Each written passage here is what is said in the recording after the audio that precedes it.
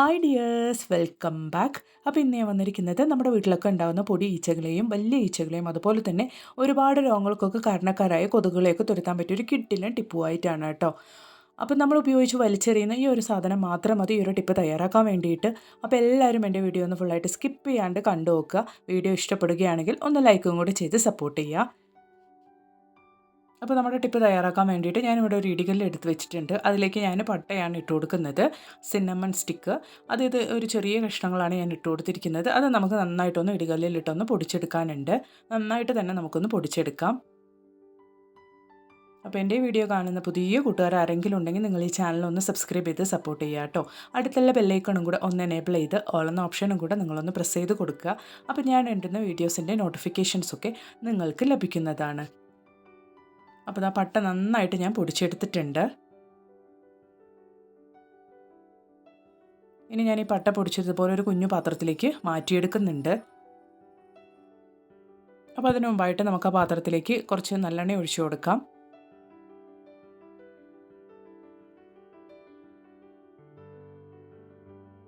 ഇനി അതിൻ്റെ മുകളിലേക്കായിട്ട് നമ്മൾ പൊടിച്ചു വെച്ചുകൊണ്ടുണ്ടായിരുന്ന പട്ടപ്പൊടിയും കൂടെ ചേർത്ത് കൊടുക്കുക കേട്ടോ. ഈ പട്ടപ്പൊടി ചേർത്ത് നല്ലെണ്ണ മിക്സ് നമുക്കൊരു 1 മണിക്കൂറെങ്കിലും ഒന്ന് റെസ്റ്റ് ചെയ്യാൻ വെക്കണം.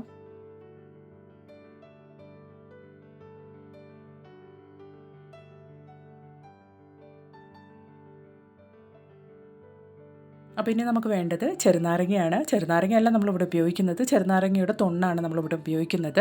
അപ്പോൾ ചെറുനാരങ്ങ ഒക്കെ നമ്മൾ എത്രയോ തവണ ഉപയോഗിക്കുന്നുണ്ട്. അപ്പോൾ ഇതിന് മേലെ നമ്മൾ ചെറുനാരങ്ങ ഉപയോഗിച്ച് കഴിഞ്ഞാൽ ആ തൊണ്ണി ഇനി വലിച്ചെറിയാണ്ടിരിക്കുക. നമ്മൾ ഫ്രീസറിലൊക്കെ വെച്ച് സൂക്ഷിക്കുകയാണെങ്കിൽ നമുക്ക് അതുകൊണ്ട് ഒരുപാട് ഉപയോഗങ്ങളുണ്ട് കേട്ടോ. അപ്പോൾ ഞാനിതുപോലെ ആ തൊണ്ണൊന്ന് ജ്യൂസൊക്കെ കളഞ്ഞ് എടുത്ത് വെച്ചിട്ടുണ്ട്. എന്നിട്ട് ഇതുപോലെ ഒന്ന് തിരിച്ചെടുക്കാം.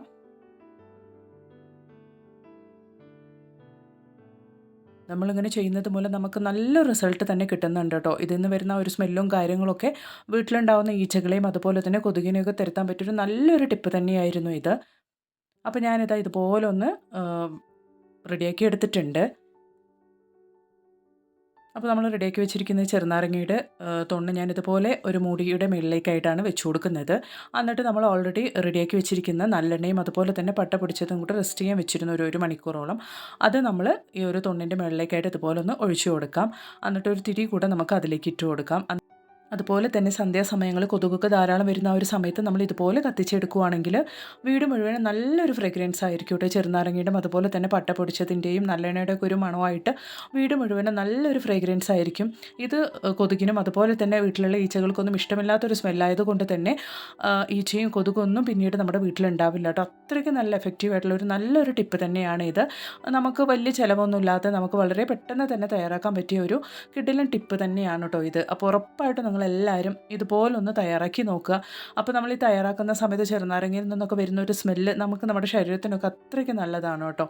നല്ലൊരു പോസിറ്റിവിറ്റീനെ നമ്മുടെ വീട്ടിലേക്ക് കൊണ്ടുവരും. അപ്പോൾ ഉറപ്പായിട്ട് നിങ്ങൾ ഈ ഒരു ടിപ്പും കൂടെ ട്രൈ ചെയ്ത് നോക്കുക. അതുപോലെ തന്നെ നല്ല കുറേ ടിപ്സ് ഞാൻ എൻ്റെ ചാനലിൽ ഉൾപ്പെടുത്തിയിട്ടുണ്ട്. അതും കൂടെ ഒന്ന് നിങ്ങൾ കയറി ചെക്ക് ചെയ്ത് നോക്കുക കേട്ടോ. എന്നിട്ട് നിങ്ങളുടെ വലിയൊരു അഭിപ്രായങ്ങളൊന്ന് കമൻറ്റ് ബോക്സിലിട്ട് അറിയിക്കുക. അപ്പോൾ ഇനി ഒരു പുതിയ വീഡിയോ ആയിട്ട് നിങ്ങളുടെ അടുത്തേക്ക് വരുന്നത് വരയ്ക്കും എല്ലാവർക്കും ബൈ. Thanks for watching.